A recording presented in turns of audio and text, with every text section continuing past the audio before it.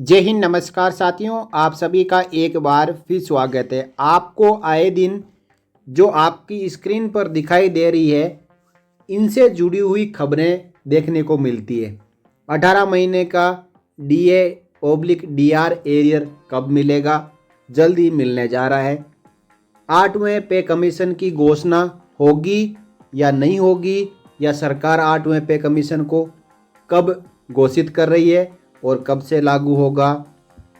जनवरी 2024 से 51% DA/DR हो जाएगा तो पे और पेंशन के ऊपर क्या फ़र्क पड़ेगा?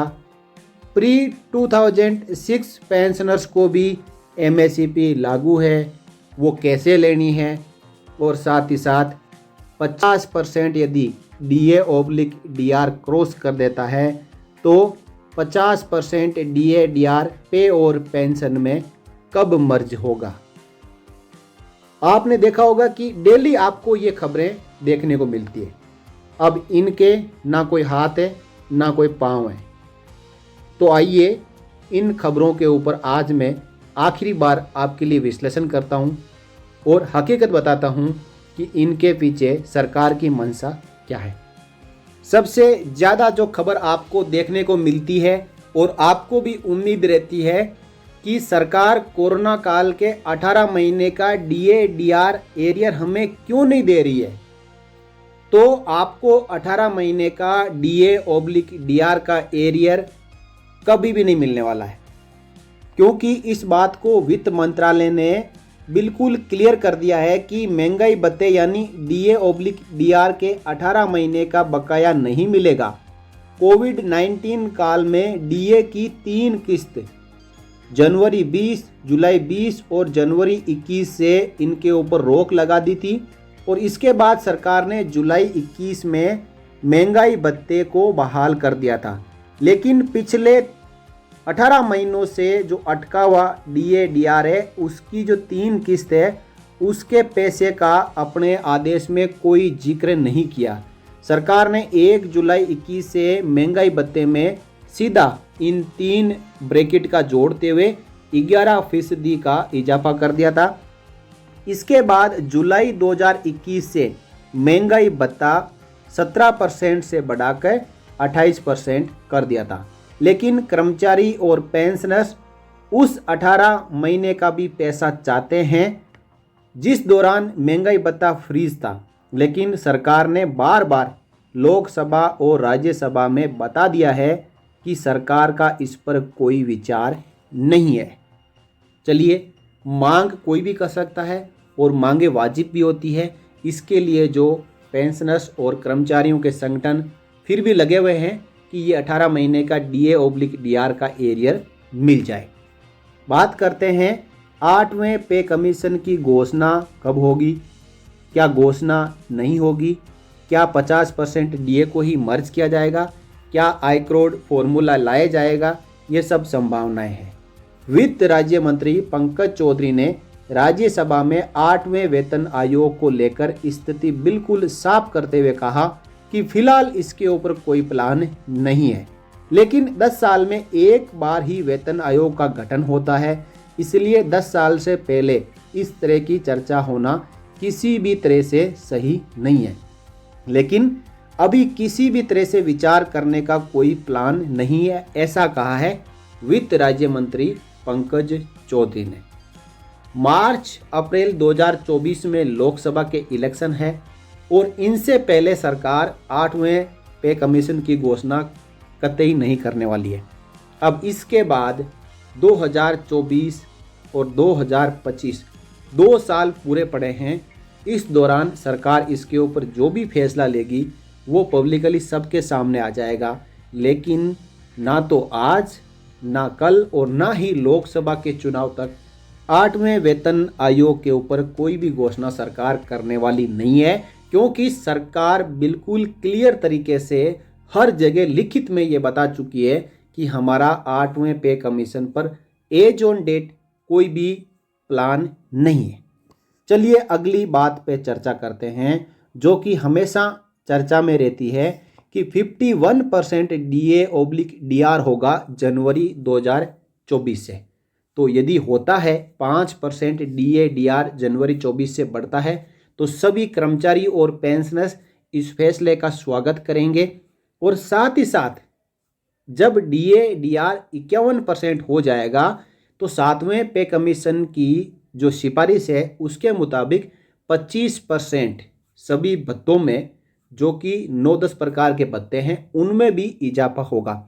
तो पेंशनर्स को क्या फ़ायदा मिलेगा? जनवरी 2024 से डीए की दर 50% के स्तर से ऊपर जाएगी। जब डीए 50% तक पहुंच जाएगा तो 7वें वेतन आयोग की सिफारिश के अनुसार कुछ भत्ते और वेतन घटकों में वृद्धि की जाएगी।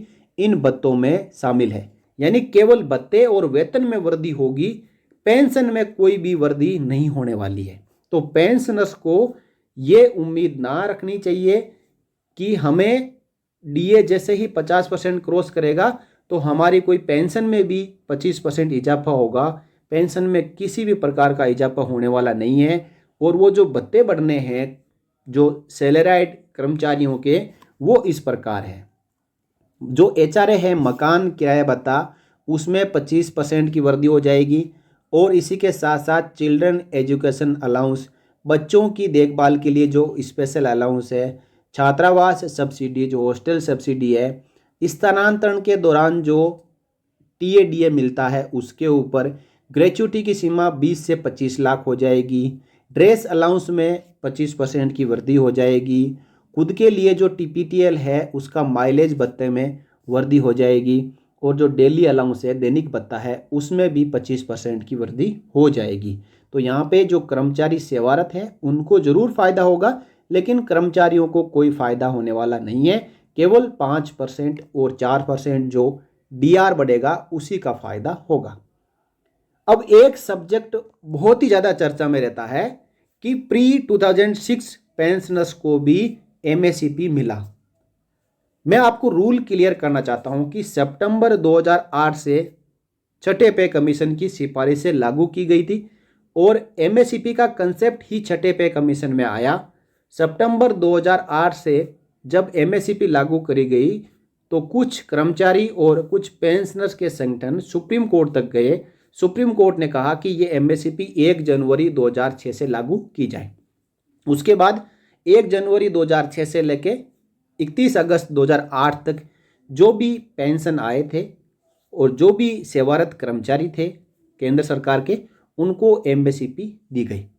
सेवानिवृत्त सैनिकों के लिए ये एक बड़ी खुशखबरी है कि अधिकारी वर्ग से नीचे रैंक के सैनिकों, पीबीओआर कहते हैं जिनको, जेसीओआर कहते हैं, उनको modified assured career progression scheme का लाभ जनवरी 2006 से मिलेगा। ये खबर आई थी 2017 में, यानी जिस तारीख से छठे वेतन आयोग की सिफारिश से लागू हुई है उसी तारीख से एमएससीपी का लाभ भी मिलेगा। सुप्रीम कोर्ट ने योजना का लाभ 1 सितंबर 2008 से लागू करने का सरकार का आदेश रद्द कर दिया था और उसके बाद एमएससीपी 1 जनवरी 2006 से लागू हुई। सुप्रीम कोर्ट के इस फैसले से 1 जनवरी 2006 से 30 अगस्त 2008 के बीच सेवानिवृत्त होने वाले उन सैनिकों को भी लाभ मिलेगा जिन्हें तब तक 24 साल की नौकरी पूरी होने के बावजूद एमएससीपी स्कीम के मुताबिक अगली रैंक का ग्रेड पे नहीं मिला था। तो 8, 16 और 24 तीन इसके अंदर स्टेज होते हैं। तो 8, 16, 24 के मुताबिक 1 जनवरी 2006 के बाद में कोई भी जो कर्मचारी है वो पेंशन आउट हुआ है और उस समय उसे 8, 16, 24 में से कोई भी एक ग्रेड पे लागू था एमएससीपी की पॉलिसी के मुताबिक, और उसको लाभ यदि आज तक नहीं मिला है तो उसको केवल एमएससीपी का लाभ मिलेगा। लेकिन कोई यदि 31 दिसंबर 2005 को भी रिटायर होके आया है तो उसको एमएससीपी का लाभ नहीं मिलेगा, या उससे पहले जो भी सैनिक हो, केंद्र सरकार का कर्मचारी हो, वो सेवानिवृत्त हुआ है तो उसके लिए एमएससीपी लागू है ही नहीं। एमएससीपी लागू उन्हीं को है जो 1 जनवरी 2006 को या 1 जनवरी 2006 के बाद में सेवा में था और वो रिटायर हो चुका है और उस समय उसको इंटाइटल था एमएससीपी, उसी को एमएससीपी लागू है। अब कोई कोर्ट में केस करे चाहे कहीं भी जाए, प्री 2006 पेंशनर्स को एमएसपी लागू नहीं है। नेक्स्ट, अब एक सब्जेक्ट और बड़ी चर्चा में रहता है कि जैसे ही DA/DR 50% को क्रॉस करेगा या 50% होगा तो ये 50% उठाकर सरकार इसको बेसिक में मर्ज कर देगी और 8वां पे कमीशन लागू नहीं करेगी। तो ये स्पष्ट करना जरूरी है कि 50% की सीमा पार करने के बाद DA स्वचालित रूप से मूल वेतन में विलय नहीं होगा। ऐसा इसलिए है क्योंकि 7वें वेतन आयोग ने इस तरह के विलय की सिफारिश नहीं की थी। एक ऐतिहासिक संदर्भ में, यानी हुआ था 2004 में, जब भारत की केंद्र सरकार ने 5वें सेंट्रल पे कमीशन की 50% महंगाई भत्ते को मूल वेतन में विलय करने की सिफारिश लागू की थी, जिससे कर्मचारी और पेंशनभोगी दोनों प्रभावित हुए थे। और 5वें पे कमीशन में ये एक अलग से हेड बना था जिसे DP कहते हैं, डियरनेस पे, यानी DA/DR जैसे ही 50% क्रॉस कर जाता है तो 50% DA/DR को उठा के DP में मिला दिया गया, एक अलग हेड बना दिया गया। बेसिक पे DP को इस प्रकार मिलता था। तो 8वें पे कमीशन के लिए या 7वें पे कमीशन में ऐसी कोई सिफारिश नहीं है कि 50% DA/DR होते ही उसको बेसिक में मर्ज कर दिया जाएगा और 8वां पे कमीशन नहीं आएगा। यदि ऐसा होता तो 7वें वेतन आयोग में इसकी सिफारिश लगती और वो इम्प्लीमेंट होता। सरकार, जैसा मैंने आपको पहले बताया है कि 8वां वेतन आयोग जल्दबाजी में और 2023 और लोकसभा चुनाव से पहले कोई इसके ऊपर बात करने वाले नहीं है, ना ही बात करके वो राजी है। आगे जो भी इसके ऊपर चाहे नया परफॉर्मेंस के मुताबिक पे कमीशन आए या फिर आयक्रोड फॉर्मूला लागू हो या तीसरा कोई विकल्प सरकार ढूंढ सकती है या फिर 8वें वेतन आयोग को ही लागू कर सकती है, ये सब आने वाले समय में हमें देखने को मिलेगा। लेकिन आज तक जितने भी जो गर्म मुद्दे हैं, जो ज्वलंत मुद्दे हैं, जो मैं इस वीडियो के जरिए आपके सामने लेके आया हूँ, उनके ऊपर स्पष्टीकरण यही है।